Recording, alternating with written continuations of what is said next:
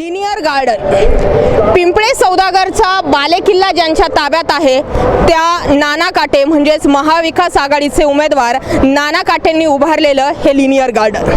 प्रत्येक उमेदवार जो आहे चिंचवडच्या पोटनिवडणुकीमध्ये विकासाचं मॉडेल पुढे आणत आहे। विकास झालाय की नाही झाला फक्त भाषणांमध्येच तर पिंपळे सौदागर किंवा चिंचवडचा विकास दाखवला जात नाही ना, हे समजून घेण्यासाठी आपला आवाजची टीम थेट झिरो ग्राउंडवर उतरलेली आहे। नाना काटे यांनी काय विकास केलेला आहे, महाविकास आघाडीचे उमेदवार म्हणून नाना काटे यांचं पिंपळे सौदागरचं जे मॉडेल पुढे आणलं जात आहे हे मॉडेल नेमकं इतर उमेदवारांनी उभं केलेल्या मॉडेलपेक्षा कसं वेगळं आहे हे समजून घेणार आहोत। आता आपण ज्या ठिकाणी उभं आहोत ते आहे लिनियर गार्डन, पिंपळे सौदागरमधील सर्वात मोठं गार्डन। पूर्ण गार्डन जे आहे ते नाना काटे यांच्या माध्यमातून उभारण्यात आलेलं आहे। सगळं सुशोभीकरण असेल किंवा आजूबाजूचा डेव्हलप केलेला एरिया असेल, सगळं काही नाना काटे यांचंच यश आहे। नाना काटे हे एक असं व्यक्तिमत्व आहे जे आतापर्यंत 3 टर्म नगरसेवक राहिलेले आहेत, त्यामुळे 3 टर्म नगरसेवक राहणाऱ्या नाना काटेंनी नेमका विकास केलाय तरी काय हे समजून घेणं सुद्धा तितकंच गरजेचं आहे आणि त्यासाठी ग्राउंडवर उतरणं गरजेचं होतं। अगोदर या संपूर्ण गार्डनची झलक पाहूयात आणि मग पाहूयात नाना काटे यांनी आणखी कोणकोणती विकास कामे केली आहेत।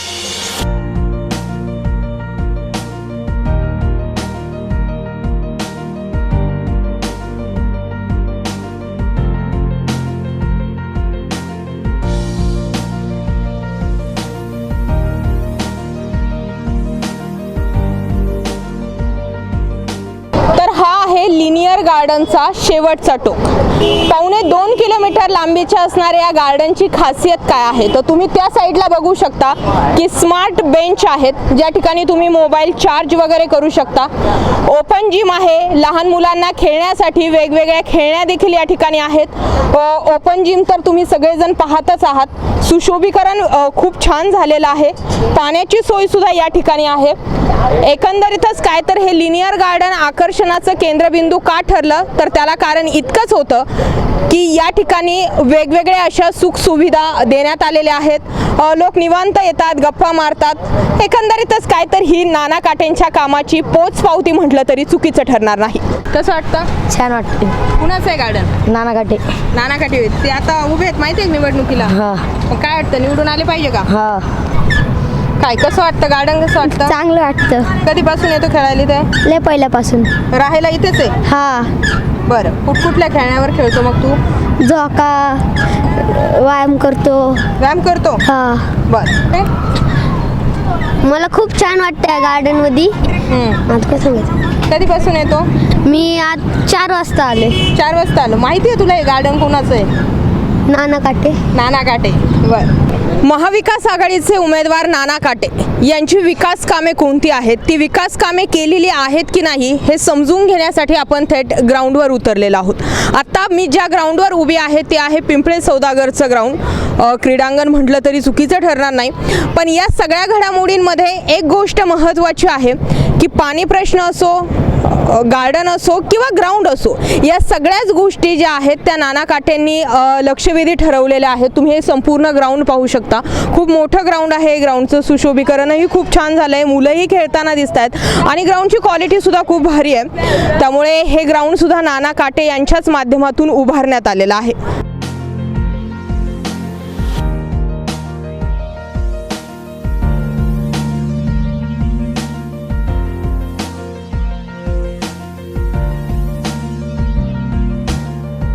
आता मी ज्या ठिकाणी उभी आहे ते आहे राजमाता जिजाऊ उद्यान। पिंपळे सौदागरमध्ये नाना काटे हे 3 टर्म नगरसेवक राहिलेत। नाना काटेंच्या माध्यमातून कोणकोणती कामं झालेली आहेत याचा लेखाजोखा आज आपण आपला आवाजवर घेत आहोत। ग्राउंड रिपोर्टिंग करत आहोत कारण फक्त एकच की जे उमेदवार महाविकास आघाडीचे आहेत ते जी लोकांना आश्वासनं देत आहेत किंवा जे पिंपळे सौदागरचं मॉडेल जे आहे ते सर्वांसमोर मांडत आहेत, ते पिंपळे सौदागरचं मॉडेल नेमकी कसं आहे, नाना काटेंनी केलेला विकास कोणता आहे हे समजून घेण्यासाठी आपण या ठिकाणी आलेलो आहोत। माझ्या मागचं हे जे उद्यान तुम्ही बघतायत हे सुद्धा नाना काटे काटे यांच्याच माध्यमातून उभा करण्यात आलेला आहे। आपण पलीकडे सुद्धा बघितलेलं आहे, लिनियर गार्डन पाहिलंय आणि हे दुसरं गार्डन आपण पाहतोय। खरं तर पिंपरी चिंचवड हा पूर्ण एरिया घेतला तरी सुद्धा याचा विकास हा शरद पवार असो किंवा अजित पवार असो यांच्या माध्यमातूनच झालेला आहे। पिंपरी चिंचवड या शहराला नेहमीच राष्ट्रवादी काँग्रेसचे सर्वेसर्वा शरद पवार, अजित पवार यांनी डोळ्यासमोर ठेवलेला आहे आणि पिंपरी चिंचवडच्या जडणघडणीमध्ये मोठ्या प्रमाणावर वाटा हा अजित पवारांचा आहे आणि त्याच अजित पवारांच्या मार्गदर्शनाखाली नाना काटे हे काम करतायत। त्यांच्यासाठी ताकद ही आज अजित पवारांनी लावलेली आहे। नाना काटे का निवडून यावेत याच्या मागे अजित पवारांनी जे कारण सांगितलंय ते कारण म्हणजे पिंपरी चिंचवडचा विकास राष्ट्रवादी काँग्रेसनं केलाय आणि राष्ट्रवादी काँग्रेसचेच उमेदवार नाना काटे आहेत। त्यामुळे नाना काटेंनी कोणकोणती कामं केलेली आहेत आणि अजित पवार नाना काटे यांना समोर का करत आहेत, नाना काटेंचं पिंपळे सौदागरचं मॉडेल नेमकी कसं आहे हे समजून घेण्यासाठीच आज आपण या ठिकाणी उभे आहोत।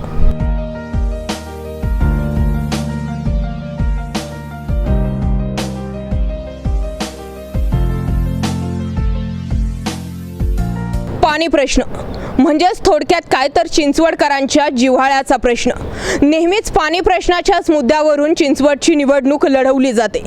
पाणी प्रश्न सोडवण्यासाठी जे उमेदवार उभे आहेत त्या उमेदवारांनी काय केलंय हे समजून घेणं सुद्धा तितकंच गरजेचं आहे। माझ्या मागे पिंपळे सौदागरची पाण्याची टाकी आहे। ही 20 लाख लिटर पाण्याची क्षमता असणारी ही पाण्याची टाकी सुद्धा नाना काटे यांनीच उभारलेली आहे।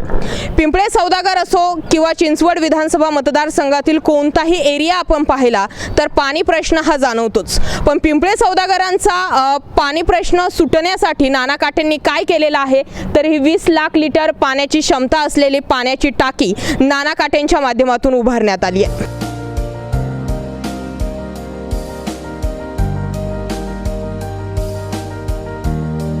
माझ्या मागे तुम्ही पाहतायत की आणखी एक पाण्याची टाकी आहे। पिंपळे सौदागर मधील राहणाऱ्या लोकांसाठी पाण्याची सोय काय असा प्रश्न जर कुणी नाना काटेंना विचारला तर नाना काटे पिंपळे सौदागर मध्ये उभे केलेल्या पाण्याच्या टाक्या नक्कीच दाखवू शकतात। त्यामुळे 15 लाख लिटर पाण्याची क्षमता असणारी पिंपळे सौदागरची ही दुसरी पाण्याची टाकी जी आहे ती नाना काटे यांनी आपल्याला मिळालेल्या निधीच्या माध्यमातून उभारलेली आहे असं म्हटलं तरी चुकीचं ठरणार नाही। पिंपळे सौदागरमध्ये मोठ्या प्रमाणावर IT मतदार सुद्धा आहेत। त्यामुळे प्रश्न तर केले जाणार की विकास कामे कोणती केलेली आहे। मी ज्या रस्त्यावरती उभी आहे तो रस्ता सुद्धा महानगरपालिकेच्या माध्यमातून नाना काटे हे नगरसेवक असतानाच त्यांनी या रस्त्याचे काम जे आहे ते मार्गी लावलेलं आहे। हा जो आपण चौरस पाहतोय हे तिन्ही रस्ते जे आहेत हे तिन्ही रस्ते नाना काटे यांच्या माध्यमातून मार्गी लागलेले आहेत। कॉन्क्रीटचा रस्ता हा करण्यात आलेला आहे। अशा अनेक ठिकाणी जी आहेत ती रस्त्यांची कामं जी आहेत ती मोठ्या प्रमाणावर नाना काटे यांच्याच माध्यमातून मार्गी लागलेली आहेत।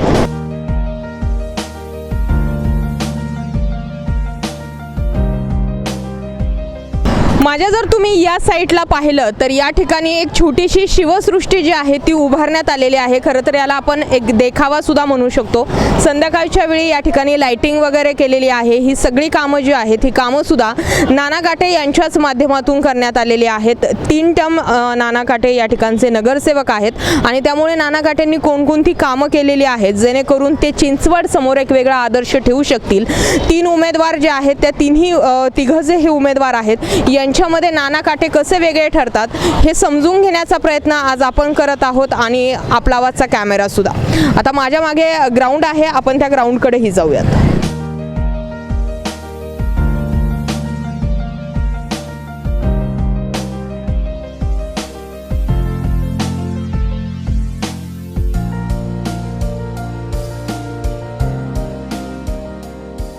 तर माझ्या मागे जे तुम्ही बघताय ते आहे स्केटिंगचं ग्राउंड।